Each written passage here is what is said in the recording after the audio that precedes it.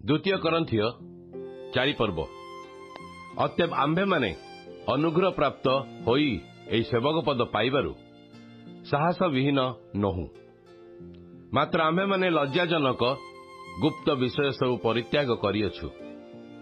एणु आम्भे माने धूर्ततारे आचरण करुनाहु, अबा ईश्वरक वाक्य छଳରେ व्यवहार करुनाहु, किंतु सत्य प्रकाश द्वारा ईश्वरक साक्षातरे प्रत्येक मनुष्यर विवेक निकटरे आपणा आपणाकु योग्य देखाउछु।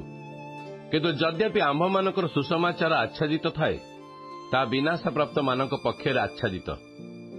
ईश्वरकर प्रतिमूर्ति जे ख्रीष्ट ताहांक गौरवमय सुसमाचारर आलोक जेपरि एही प्रकार लोकमानक प्रति प्रकाशित न हुए, एथि निमन्ते एही जगतपति अविश्वासी मानकर ज्ञान चक्षु अंध करियछि। कारण आम्भे माने आपणा आपणाकु प्रचार करुनाहु, मात्र ख्रीष्ट जीशु जे प्रभु, पुणी जीशुंक सकाशे आम्भे माने जे तुम्भमानकर सेवक या प्रचार करू। जेणु अंधकारु दीप्ति प्रकाश पाऊ बोली आज्ञा देइथिले जे ईश्वर, से ख्रीष्टक मुखरे प्रकाशित ईश्वरक गौरवमय ज्ञानर आलोक देखाइबा निमन्ते आम्भमानक हृदय आलोक प्रकाश करियछन्ति। मात्र महाशक्ति जे ईश्वरंकर पुणी जे ताहा आम्भमानक ठारु उत्पन्न नुहे, एहा जेपरि प्रकाश पाए, एथि निमन्ते आम्भे माने एई धन मूर्तिका पात्र रे पाइयछु। आम्भे माने सर्व प्रकारे क्लेश भोग करुअछु, तथापि अवरुद्ध नहु। हतबुद्धि हेउअछु, तथापि निराश नहु।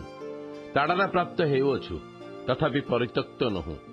अधपतित हेउअछु, तथापि विनष्ट नहु।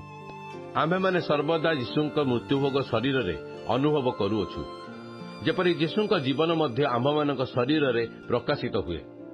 कारण यीशुंक जीवन जेपरि आम्भमानकर मर्त्य शरीर रे प्रकाशित हुए, एथिपाई आम्भे माने जीवित हेले हे सर्वदा यीशुंक सकाशे मृत्यु मुखरे समर्पित हेउअछु। एही प्रकार आम्भमानकर मृत्यु किंतु तुम्भमानकर जीवन कार्य साधन करुअछि। मु विश्वास कली, एणु कथा कहिली।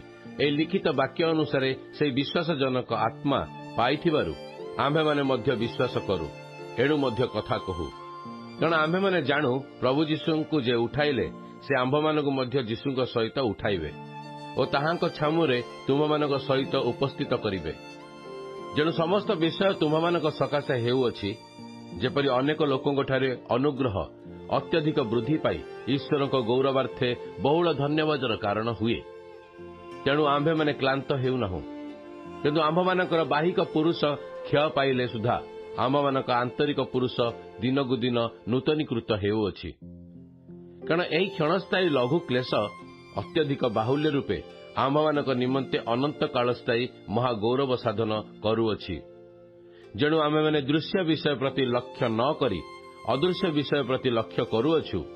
कारण दृश्य विषय क्षणस्थायी, किंतु अदृश्य विषय अनंत कालस्थायी।